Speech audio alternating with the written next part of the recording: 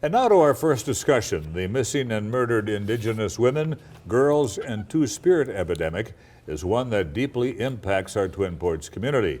This week has been set aside to raise awareness of the issue and to say no more. And here with more about how the community can get involved is Desiree Otterino, the Domestic Violence Housing First Coordinator of CASDA. Welcome, Desiree. Thank you very much for being on the program tonight. Now, this past Thursday on May the 5th, that was National Day of Awareness for Missing and Murdered Indigenous Women and Girls and Two-Spirit.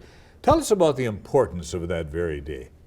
Well, May 5th became the National Day of Awareness in 2017, and that is to commemorate Hannah Harris from the Northern Cheyenne Reservation. So we've been doing this for a few years now. And it was important for us to have a National Day of Awareness because it really is a hidden epidemic. This is something that doesn't get a lot of coverage. It doesn't get a lot of attention. And actually, our last tally, I believe, was there were 5,712 cases of missing and murdered Indigenous women in the United States, but only 116 of those cases were reported as missing with the Department of Justice. So it's really something that flies under the radar, and we need that national attention. We need people to be aware. Why is it that the number of missing and murdered Indigenous women, girls, and Two-Spirit is so disproportionately high? Are those populations particularly vulnerable? Yes, the Native population is far at greater risk for violence.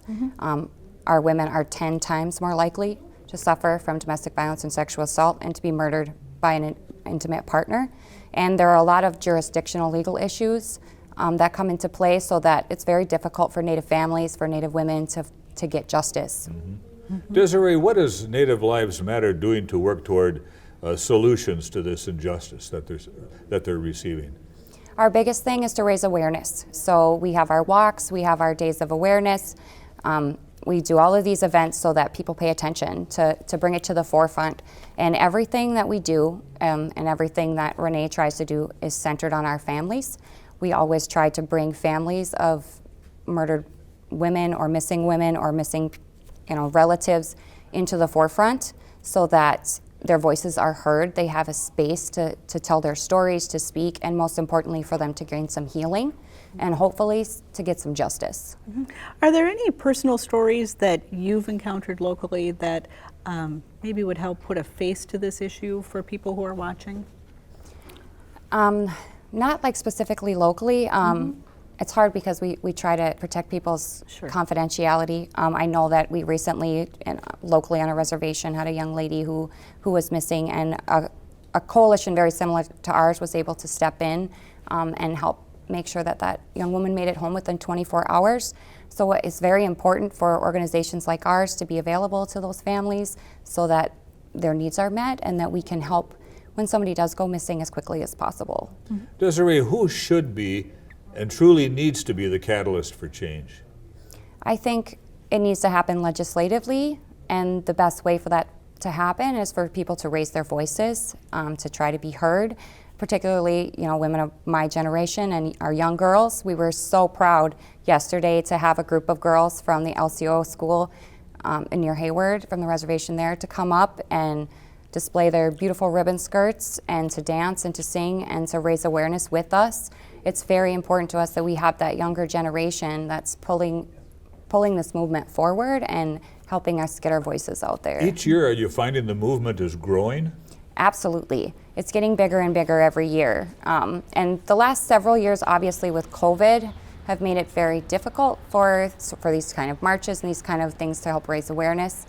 So it's been getting bigger and bigger, and so this year in particular, we had a great turnout, and we've been more and more impressed with the amount of coverage we're getting, the amount of attention that we're getting, and that's very important for us. And look, we have somebody sneaking into the set right now.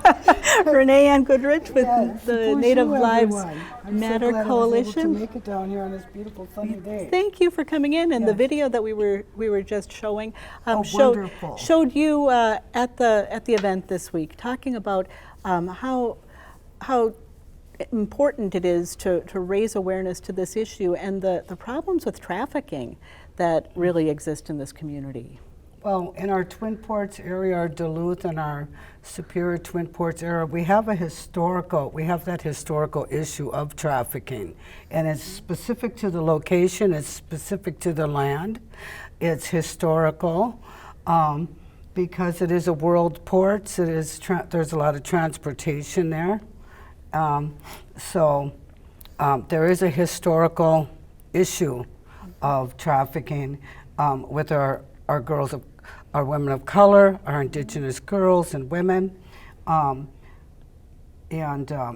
9/11, we've seen some measures taken by the Port Authority to minimize that so that we're not seeing that so publicly. Mm-hmm. However, so that's been addressed since 9/11. However, trafficking is still there. Trafficking is still prevalent. It just looks different. Mm-hmm. It's in our casinos. It's in our hotels. It takes on a different version, mm-hmm. but it's still there. We are still trafficked at disproportional rates. Mm-hmm. And violence. We only have about 30 seconds left. Mm-hmm. I apologize, but you're wearing yes, beautiful thank you so red. Much. And there were red dresses that were displayed during the event. Talk about that and the significance. Okay, wonderful. The red dresses are part of our Red Dress MMIWg2 campaign that we're doing in the Twin Ports area and along the Great Lakes. The red dresses have become a symbol of the MMIW movement that was brought down from Canada. And we started doing this art display. It's an educational public art display to bring awareness and visibility, and it also opens up conversations. And with that, we have to run. I want to thank you both for being here, Rene Ann Goodrich and Desiree Otterino. Thank you both. Thank you so much. Thank you.